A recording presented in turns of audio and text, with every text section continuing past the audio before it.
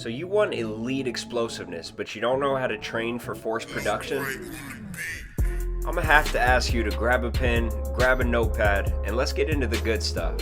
Because this episode is a major key alert if you want to jump higher, run faster, and improve your overall athleticism. First, let's just start with a quick myth buster. Because a lot of people think that strength training is not important, or even that lifting weights may slow you down. Well, the science simply doesn't agree. In fact, there's a very strong correlation between relative strength and vertical jump height. AKA, the better our strength to body weight ratio, the higher we jump. Now, does that mean everyone should be lifting heavy? No, and actually our program has certain body weight stages that need to be passed before progressing towards weight training. But once these stages are passed, we want to progress towards heavy lifting with great form at max intent. Strength training may not meet the speed demands of your sport, but it does increase our general ability to produce more total force, which can later on turn to explosiveness when paired with higher velocity exercises in the later phases of the program. Let's sum that up. Hopping straight into plyometric exercises without establishing a base of strength is almost like mowing the lawn when the house is on fire. I mean, let's take care of the real problem. And usually the real problem is a lack of strength. Improve your relative strength before even worrying about the higher velocity exercises. Once you establish a base of strength and train your body to produce high force, we now need to turn that general force production into more sport-specific force production. That means if you want to jump out of the gym, you have to train yourself to produce force in less than 0.2 seconds. And if we want better sprint speed, we have to produce force even quicker. This is where rate of force development exercises come into play. For rate of force development, we use lighter loads to allow for higher speed of movement. Think of this as a way to bridge the gap between high force and high velocity. The result of these exercises is high power output, and the result of high power output is lightning quick acceleration and poster dunks. And who doesn't like catching a few bodies on the offensive end?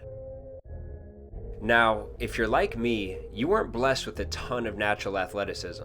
To get my vertical over 40 inches, I had to work hard, smart, and consistently. But some people were just born freak athletes. You know, the guy throwing down windmill dunks who's never trained a day in their life. Well, that's probably because they dominate the velocity end of the spectrum. There could be several reasons why, but to dominate the velocity side, we need an elite nervous system. So yes, some people have it naturally, but this can also be improved through proper training. For example, on this exercise, I'm using a weight vest that's less than 10% of my body weight to allow for high speed of movement, but I'm also taking out the eccentric or loading phase of the exercise. This allows me to bypass the pre-activation of the muscles and the stretch shortening cycle, which forces my nervous system to rapidly activate muscle fibers and generate tension in the muscles quickly.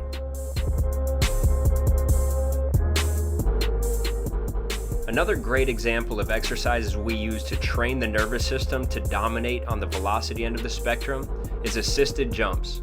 Assisted jumps allow us to temporarily decrease body weight, which leads to higher takeoff velocities.